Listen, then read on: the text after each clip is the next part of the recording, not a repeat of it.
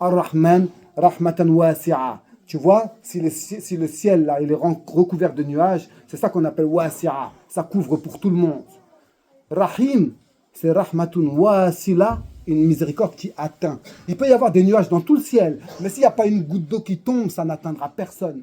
On va tous profiter, certes, ça va nous cacher un peu le soleil, ça va faire descendre la température, mais c'est quand la pluie va descendre, va tomber, que ça va toucher la terre et que ça va pouvoir pousser, créer la vie et porter ses fruits. C'est ça qu'on appelle wasila.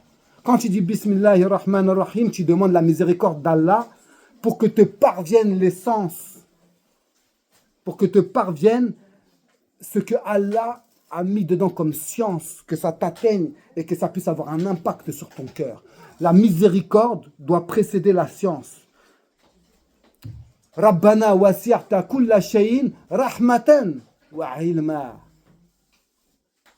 Tu as recouvert toute chose de ta miséricorde d'abord et ensuite la science. Si tu veux que l'essence du Coran, l'essence, c'est pas L apostrophe essence, hein, l'essence du Coran atteigne ton cœur, déverrouille ton cœur, que ensuite ce qui se passe dans ton cœur, cette alchimie qui se passe dans ton cœur, ça se traduise par ta langue et que ça s'exprime à travers tous les membres de ton corps. Il y a les amal du qalb, du cœur, il y a les amal de la langue, il y a les amal du corps.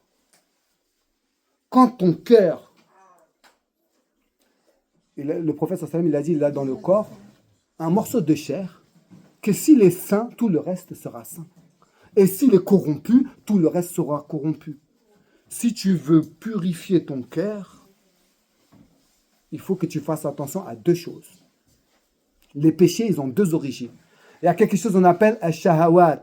Il y a quelque chose qu'on appelle al-shubuhat. Les shahawat, c'est les envies, les passions. Ça se passe au niveau de ton ventre et ce qu'il y a en dessous de ton ventre, tes parties intimes. C'est ce qui a poussé Adam et sa femme et Ève à s'approcher de l'arbre. Fatalaqa Adam min rabbihi kalimat fataba alayhi. Et ensuite Adam, il a reçu de la part de son Seigneur des paroles et il s'est repenti. Taba yatubu, c'est revenir. Quand tu crées un péché, tu t'éloignes. Shaitan, ça vient de shatta ou bien de shatuna, bima'na ba'uda.